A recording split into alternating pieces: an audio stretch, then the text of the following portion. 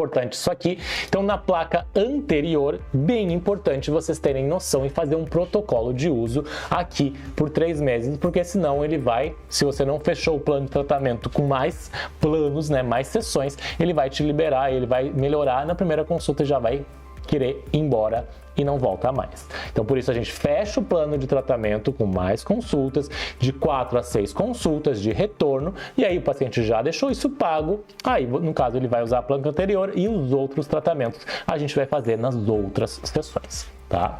Mas não veio ao caso detalhar esses planos de tratamento aqui agora. Além da placa anterior, a gente tem a placa de laboratório, que é feita no laboratório, que vocês precisam conhecer características ou detalhes para que se tenha uma placa oclusal ideal e o porquê disso tudo. Então, uma placa oclusal ideal é uma placa que é, como a gente escreveu ali, uma placa lisa, uma placa rígida. Por que rígida? A gente já vai aprender por que ela tem que ser rígida e não mole.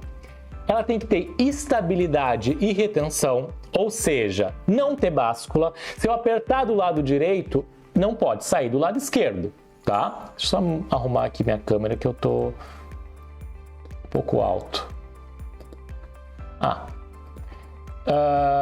Se o paciente coloca na boca e está muito retentiva, eu tenho que aliviar um pouco as ameias interoclusais para melhorar. Isso aí, não pode ficar muito retentiva. E nem sair sozinha da boca. O paciente põe a língua na placa, ela cai.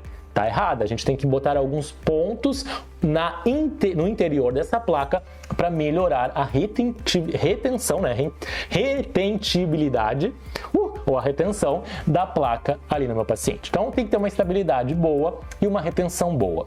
Eu falo, né? A gente vai fazer os ajustes da placa de 2 maneiras. Primeiro, internamente, para ver essa estabilidade, essa retenção, essa questão da báscula, e depois externamente para ver os contatos oclusais. Não é só mexer no contato oclusal. A gente tem que fazer ajuste interno e é o principal e é a primeira coisa que vocês têm que fazer, tá?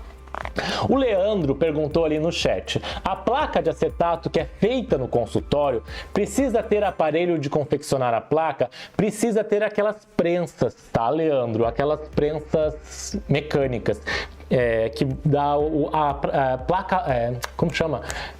A vácuo, que dá a prensa a vácuo, tá? É importante você ter isso no consultório se você vai fazer mais placas, né? Algumas placas, que daí ela se custa, né? Senão você pode mandar pro laboratório fazer só a prensa da placa, tá? Às vezes é possível, é bem mais barato, e aí você consegue. Só que tem perde tempo ali de ter que mandar pro laboratório e voltar.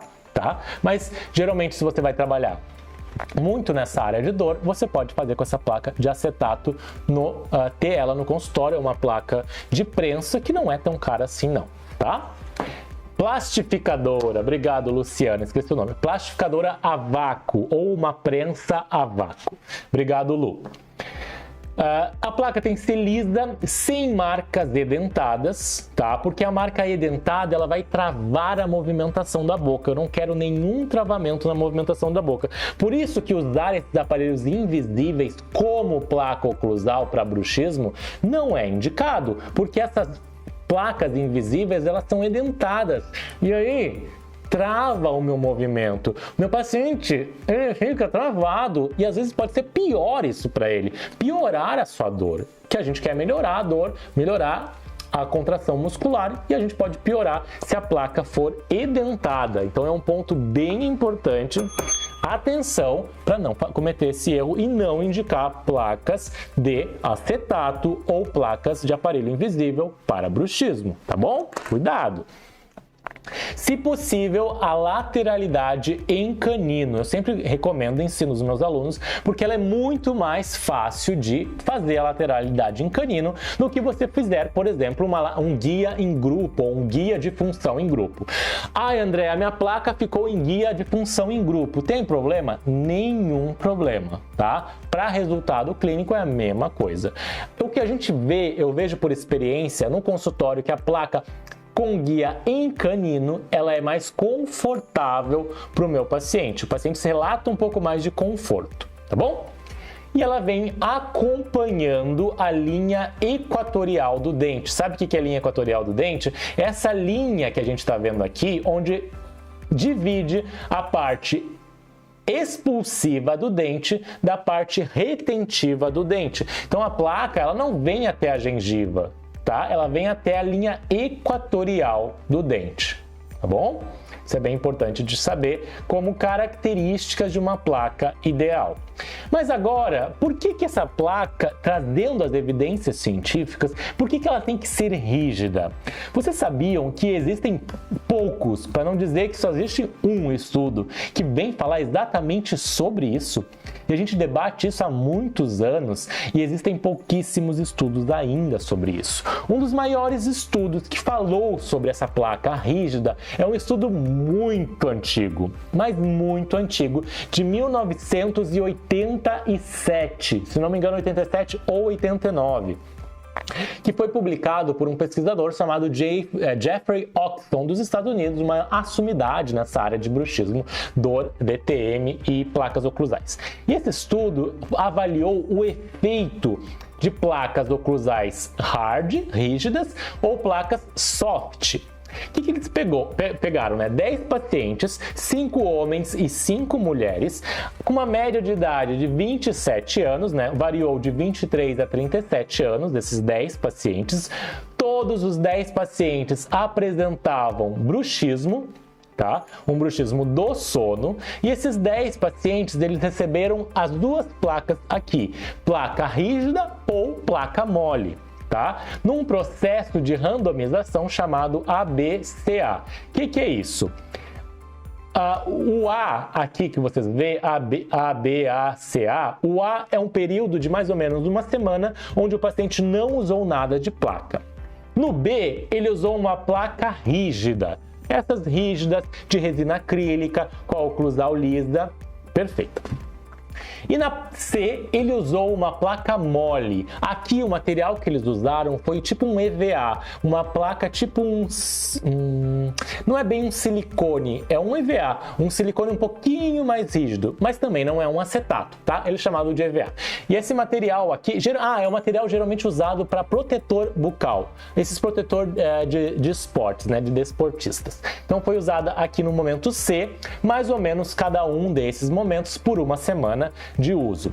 Então, A, sem placa por uma semana, B, uma semana de placa rígida, A, sem placa nenhuma, é chamado um período de desmame, C, uma placa soft, mole, e A, de novo, sem nada.